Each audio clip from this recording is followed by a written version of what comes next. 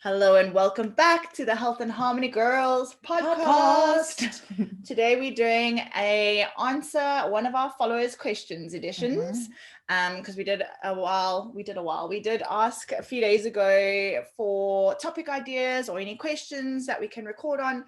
And this one we just thought was such a beautiful question because there's so many ways to answer it. So the question was, would love a discussion. Oh lol. And it's not even Monday. I'm like, let's begin again.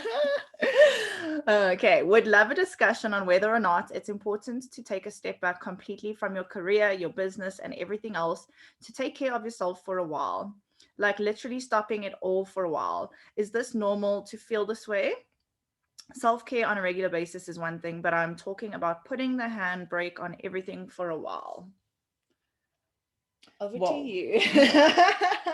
I'm like, I feel like there's a lot going on in that question, but Yeah. it all resorts back to the same thing. Yeah. And I think the first point that I kind of want to touch on, because I mean, we can go backwards and forwards through this and dissect it.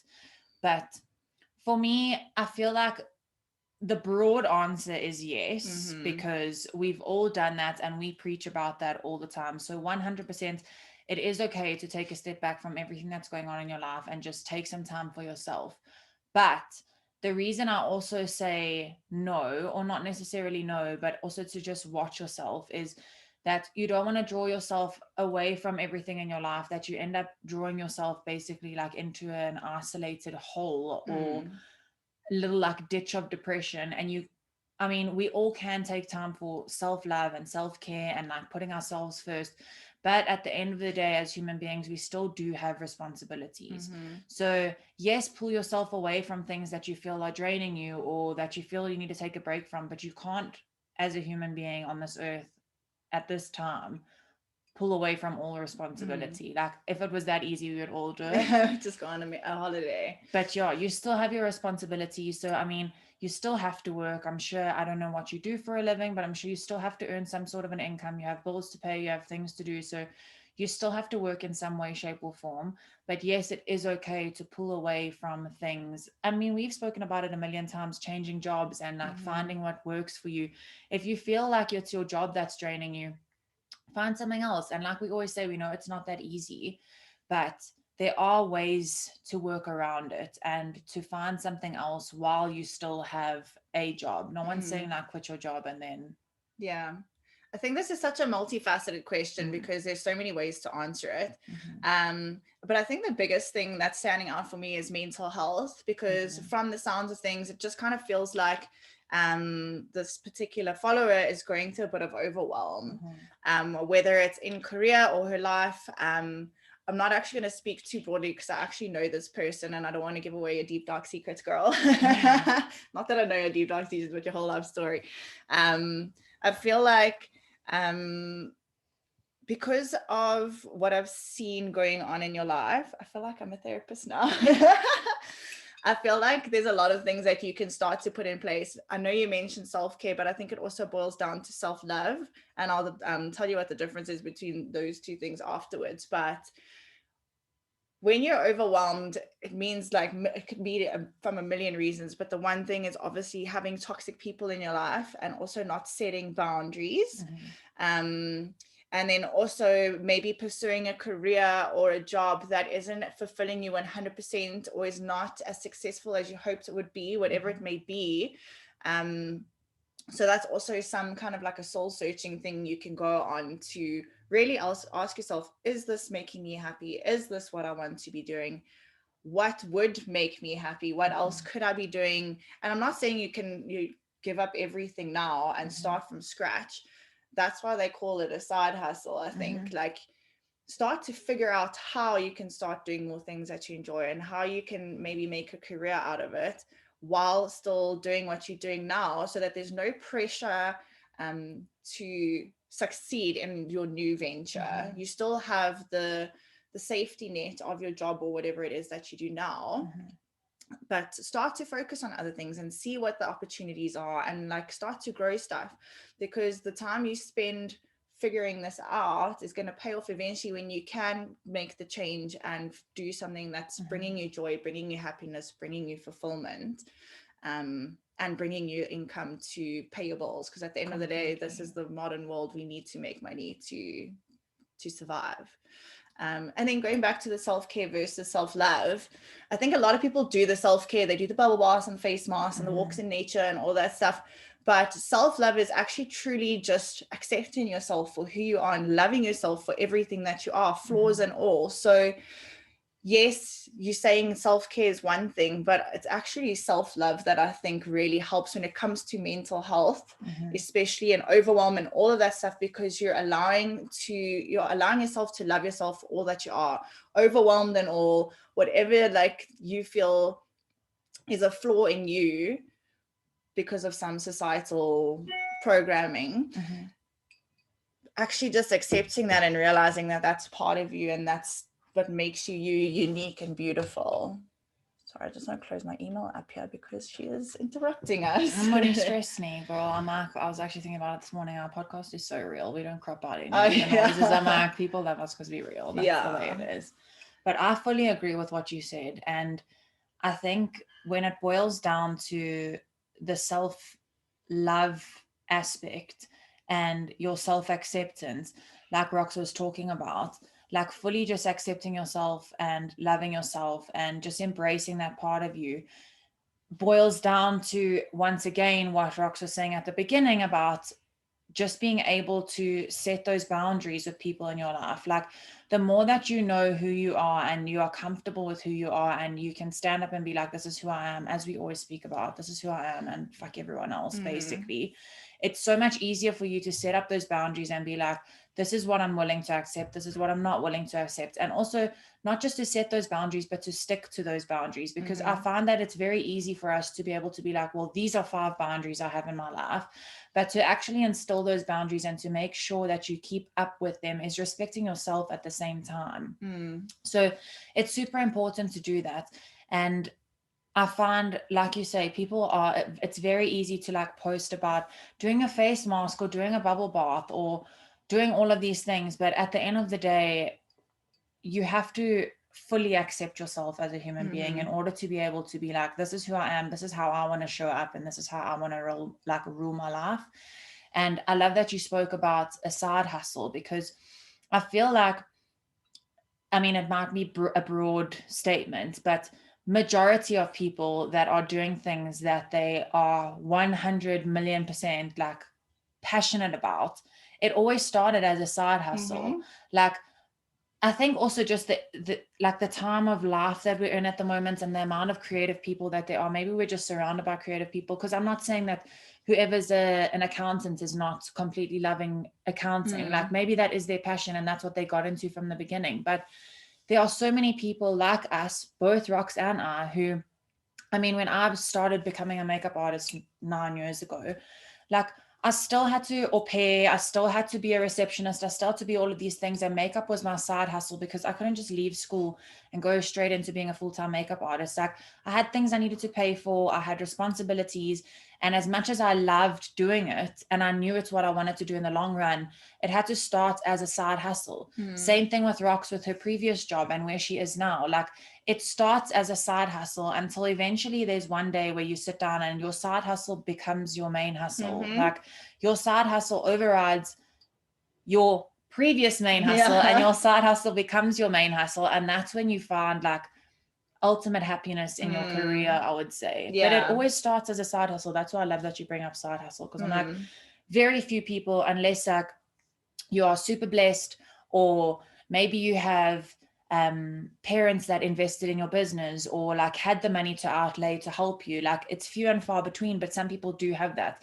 But majority of people, it starts out as a side hustle, and you need to find, like Rox was saying, what is going to make you happy. Like, yes, it's okay to pull away from these things that aren't making you happy, but if you are going to pull away from the things that aren't making you happy, you need to also be focusing on, what can I do to make myself happier, or what can I do or focus on to make my life better for me.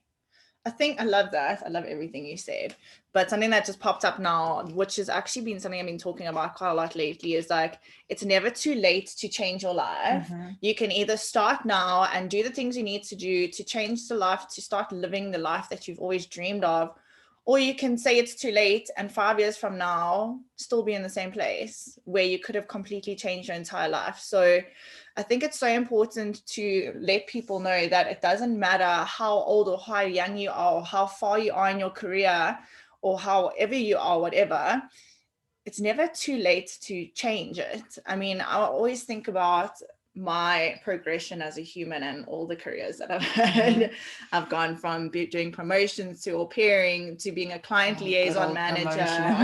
All of us. That's what all the life lessons are learned. I've been a marketing manager. I've been a personal trainer. I have now own my own online store, and I'm a life coach. So like, the progression is crazy if you look at how much I've done growing up. And I mean, I'm only 33 years old now, so that's a fuckload of different kind of jobs to have done. But when I look back at the like commonality of all the jobs, is that I was always helping people. So like au pairing, helping the mom with helping the kids, and promotions, helping people get drinks to their tables quicker. Client liaison was taking clients down to their box. I worked at a like a vault company.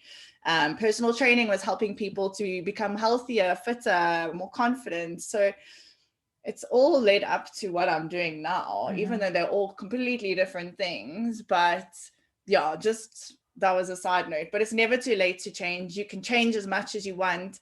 I think especially when you're trying to find what sets your soul on fire, it's not a clear-cut process. Like you can see with my life, there was not one stage where I actually knew what my purpose was until it just hit me now, like literally a year ago, not even, that I want to help people be better, be more confident, be happier, be more abundant, be more fulfilled.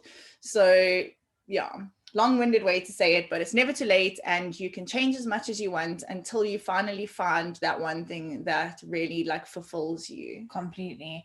And also I feel like, because for instance, we're using Rox as an example now, like Rox has been doing the self work right over the last few years. So I mean, yes, she's only however old with however many jobs behind her. It's not to say that like if you're listening to this podcast and you're in your 40s that you should have done that much by now. Like you may only be starting your journey now, where Rox started her journey like years ago. And that's the whole point that she's also saying, is that there is no time frame for you to like begin and end a journey, and there's no time frame for you or age for you to start making a change in your life. I mean, for instance, the house that we're currently living in, the owners have a builder that they use in the area, and I was chatting to him the one day, and him and his son now have their own building company and blah, blah. It's like something that he was really passionate about. But something you would never have realized is he was actually a chartered accountant. That's what he studied to be. And that's what like he started doing for years of his life, until he realized, he was like, yes, I'm good at this, but I'm not passionate about it. Like I'm passionate about using my hands. I'm passionate about building. And him and his son built. Like, how different are those two things? But he literally, he's now, I think, in his 60s. So he must have, I think he changed his mind in his like 40s. In his 40s, he was like, you know what? Yes, I'm a successful chartered accountant, but I want to build. And I think it's so easy to be able to make those changes, even at an older age, if you are so accepting of who you are. 100%. And if you do not allow people to have an influence on your life according to what they feel you should be doing. Because it's very easy for someone, let's say in their 40s or 50s, to be like, well, I'm not going to try to change my career now. Can you imagine what everyone would say about me? Or like, imagine if I tried to change this, what my sister would say, or my best friend would say, or my colleagues would say. And if that's what's going to hold you back at the end of the day, then you're not ready to make that next step anyway. You need to be able to just be like, this is me. And I think that's what I appreciate so much about not necessarily our generation, but people like us, is that, and I've said this a million times as well about my job, like I do 40 million different things at this point in my life. And it's only because I had this thing when I was just like, I grew up and I was like, you know, everyone says focus on one thing, and if you put everything into like one thing, you'll be successful. And I cannot tell you how incorrect and wrong that is, because the more I've added to my life And the more I've done things that make me happy and give me purpose and make me feel fulfilled is what allows me to do what I love every single day. But I have different aspects of my life that I commit to. Like I always call it, I'm a multifaceted human. Like I don't have one thing that I'm good at, and that's okay. Like who says you should pick one thing over picking 10 things? If you want to do 10 things and that's what makes you happy, no one's telling you to go and pick the one job that you have to do for the rest of your life. Like if you are the kind of person who wants to do 10 small jobs that make them happy for the rest of their life, who the fuck is going to tell you, sorry, you aren't going to be successful? You could be more successful than someone who has one job. So don't listen to stuff like that, and don't feel like you have to be limited to one career path, because that's what makes it hard to change. Yeah. And I think you hit the nail on the head there when you said do what makes you happy, because we all are influenced by external validation or external reasons. It might be because your parents invested in you to become a chartered accountant, and what are they going to say now if you turn around and tell them you want to be a spiritual life coach or you want to go to Bali and do yoga retreats? That's completely different. But when you do what makes you happy, there's no chance you're not going to be successful at that, because you're going to be so passionate. You're going to give it your all. It's never going to feel like you're actually working and you're doing something for you. So I love that you said that. And also the story about the chartered accountant, I was reading something the other day that was super similar. And the guy, it was the same kind of a story. The guy had studied for 7 years doing something and realized he completely wanted to do something else. And he was worried because of his parents. They'd paid for all this money. And I mean, now he's probably like in his 50s or his 60s. And he turned around and he said, I could have either carried on in that career line and been completely unhappy, making like a fixed salary, whatever, and realize now that I want to change and do something different. Or I could have did what I did and being true to himself at that very moment, against all odds, against his family's will or friends or whatever the issues were. And he's now spent his whole life doing something that he was actually passionate about and being super successful doing it. I love that. So I love, it's just perspective. You can carry on living your life, doing the same mundane thing if that's what's happening in your life right now, and be too scared to change. Or you can change right now and have the rest of your life to enjoy doing what you do and build a career around something that brings you joy and happiness. Completely. So yeah. I mean, we've gone off on so many tangents. No, that's what I was just going to say to you now. Like, I would love to just reread that question just to see if we covered everything, but I feel like we kind of did. So the basis of was, is it okay and is it important to take a step back from your career, business, and everything else to take care of yourself, which I think we pretty much covered. And then, is it normal to feel this way? Yes, I think that's what we covered when we spoke about overwhelm and boundaries and stuff like that. And then the self-care on a regular basis, but putting is one thing, but talking about putting a handbrake on everything for a while. I think we've covered pretty much everything. Yes. I mean, if not, girl, you know who you are. Feel free to send in more questions, because we can record more episodes. I mean, this has actually been really cool. I really love questions, answering questions. So if you guys do have any other burning questions that you'd like us to discuss in this type of way, I feel like we should call this like tea time chats. Yeah. And I feel like, guys, you can honestly realize from listening to this podcast that everything is anonymous. Like, no one's gonna let out, like Rock says, your deepest, darkest secrets. So yeah. Shout out Shoot us your questions. Shoot us your questions. Okay, let's try that again. Yes. If you guys do have any questions that you would like us to discuss in this manner, as we did today, then feel free to DM us, email us, comment on our podcast, however you want to contact us, and we'll be very happy to do this again. Yes. It's so nice to just have a chat. I feel like it's super cool also because it makes it so much more relatable, because I'm sure there are so many of you guys who have the same kind of questions. And when we answer a question for someone, it may answer questions for a lot of other people. So if you are brave enough to come forward and to ask a question, you are not just helping yourself, but you are helping other people too. And like B said, we'll keep you completely anonymous, so there's no stress about whatever you might be stressing about if people know you asked the question. Literally, We keep it on the DL. Zip, zip. My mouth is zipped, but open enough to speak for the podcast. Yes. So yeah, I think that's all for today, guys. Thank you so much again for taking the time to listen to us chatties. Chatty Cathies. But as always, it's been a pleasure. If you can, leave us a 5-star review just so other people can find us. Even if you can't, just do it. Just do it. Come on. I'm like, just do it, please.